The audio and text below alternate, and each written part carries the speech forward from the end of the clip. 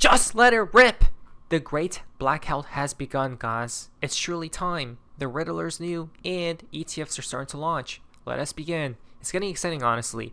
Hello, everyone. Hope you guys are having an amazing day. XRP is around $2.64.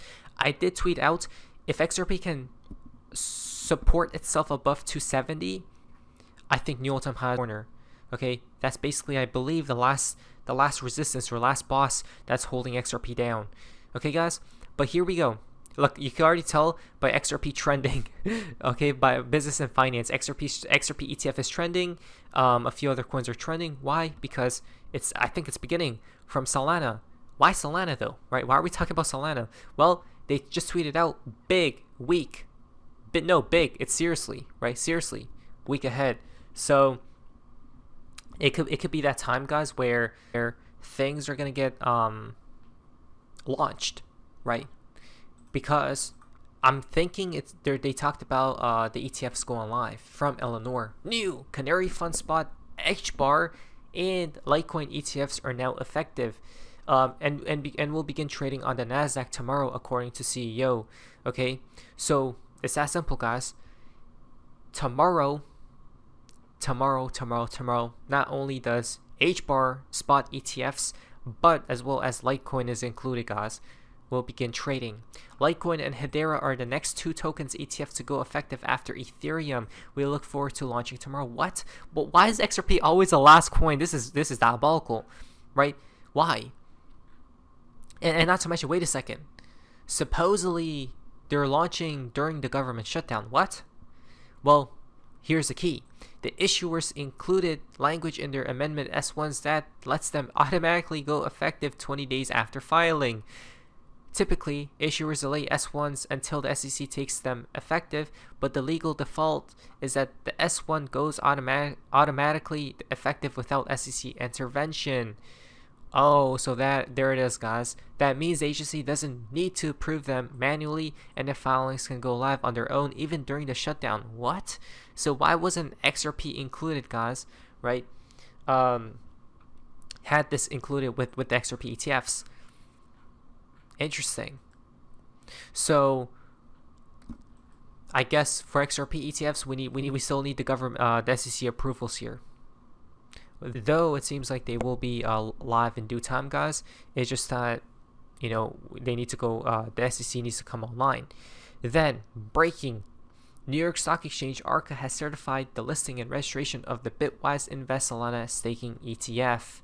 There it is, right? So it seems like every coin is going live with their ETFs here rather shortly now, right? XRP is behind, but XRP will launch soon, guys, as well. Okay. So, Justin, we do have an indirect ETF though. Never forget. Even though the official ETFs for XRP aren't live, this is.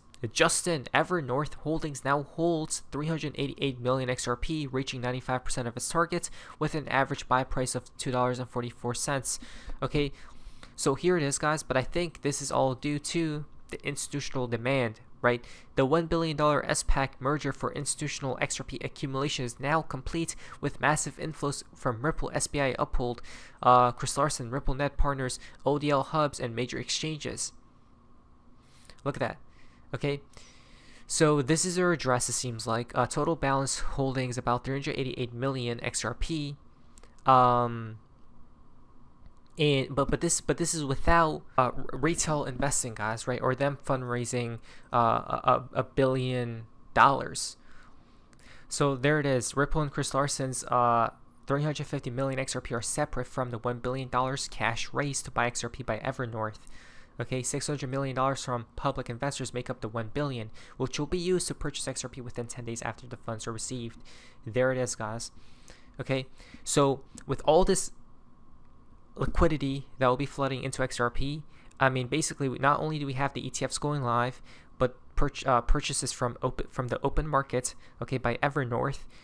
If that doesn't push prices higher, then ask yourself what will, because if it's down, even when everything does go live, guys, that means the Riddlers always knew that the price of XRP will forever stay stable until the flip of the switch arrives. Your 1000 XRP will make you millionaire status. I'm not even kidding.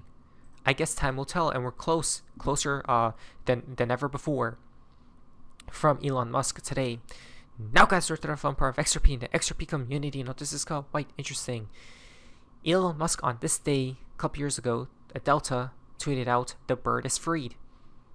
Are we talking about XRP? With everything going live, I think so. Not to mention, today is as well from Bojack. Welcome to week 44. Wow, so week 44 seems a little bit late, right? It's starting on the 27th.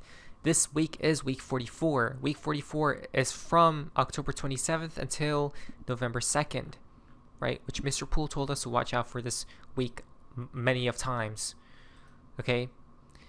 Followed 11/33/44, which is this week, right? And over here he's to say 44 a lot, or week 44, guys.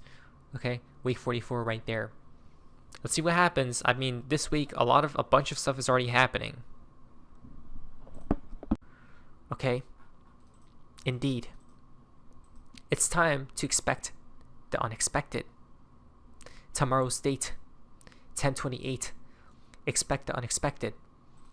Okay, and he's telling us to be quiet or shush. Why? What's about to happen, guys?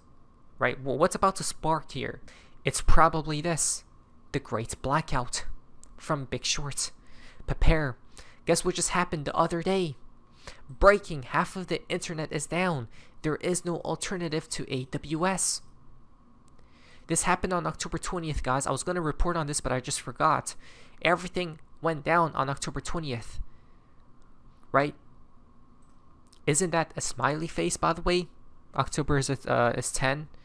Right? You slice 20 apart, it's 10/10. Smiley face, X and X.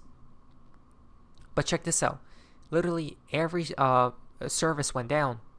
Right? From food delivery apps to the internet, right? To streaming platforms, to Spotify, right? Literally everything, guys. This happened last week. Not to mention, it's happening again, October 27th now. Remember, Big Short told us the great blackout will occur.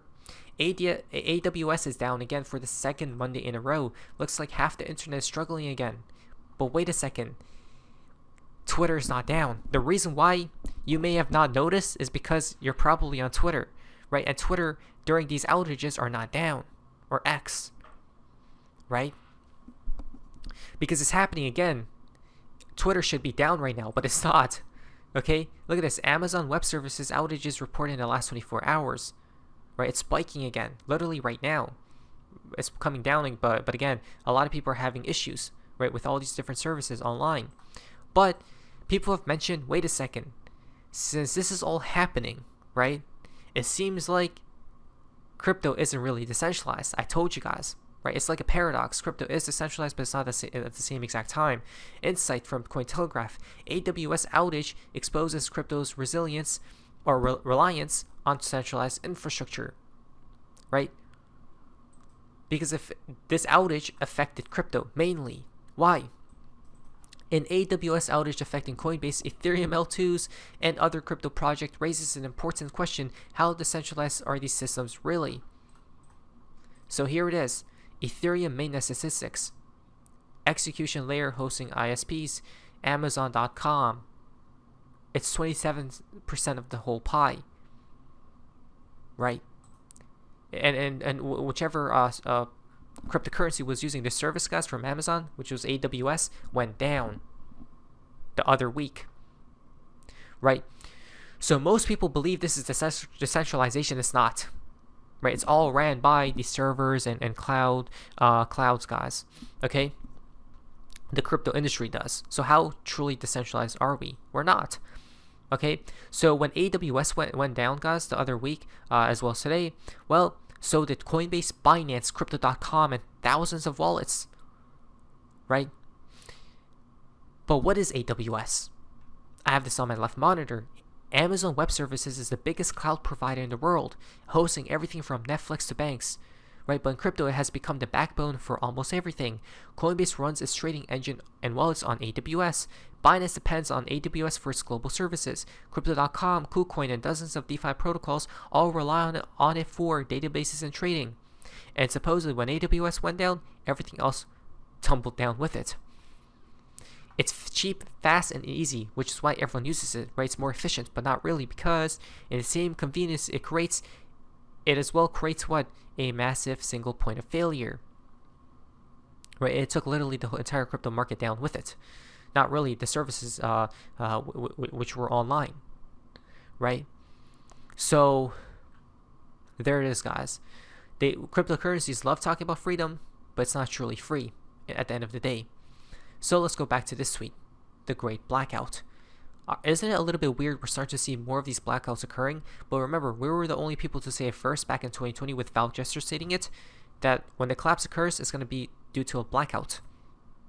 I think this was orchestrated because if you pay attention, this has been the year of blackouts.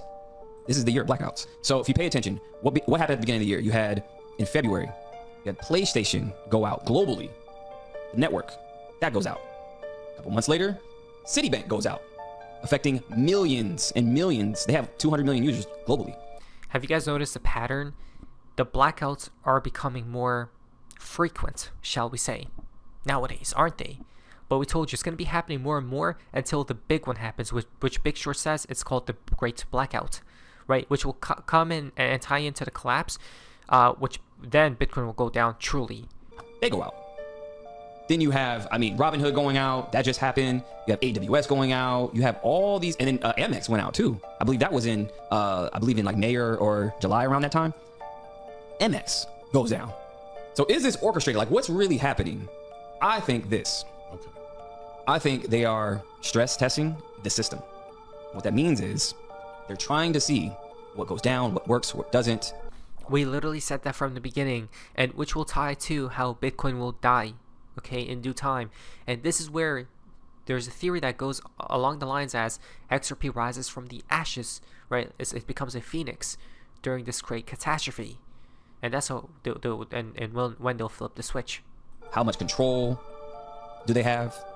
And then when they want to flip the switch, the kill switch, the actual kill switch, they're like, okay, we have some historical data on this. Now, whether they want to do it in the near future or back to back, because all this year has been a lot of blackouts. But I think a new system is coming. I think it has to do with the financial system. Does he watch XRP videos, right? Or is he connected to the Riddlers because he's in the know, right? We said this a long time ago, though, and we know too. Talking about AWS and all these blackouts, well, guess what's happening tomorrow? Amazon to fire 30,000 employees starting tomorrow. Record unemployment rise. People are saying robots are going to take over, guys. Maybe the current financial system is already breaking here. Okay? Paramount to cut off 1,000 jobs Wednesday in the first round of layoffs as well. It's happening. The Great Recession is upon us. Mr. Poole told us to stay safe. 1027. Prepare. 1027. Ready. Nuclear. Just let it rip. Just happen. Just let it happen. Screw it. As well as checkmate. We know the game plan. Most definitely. From Big Short. In the realms of unknowns, they often dance where expectations prevail. What, though? Will it be enjoyable? Enjoy the next episode. Today's Delta. Wow. When Moon 827 comes out to today. When Moon, Davey Shores tell us when they flip the switch. Obviously, the fountain for today's video. Celebrate.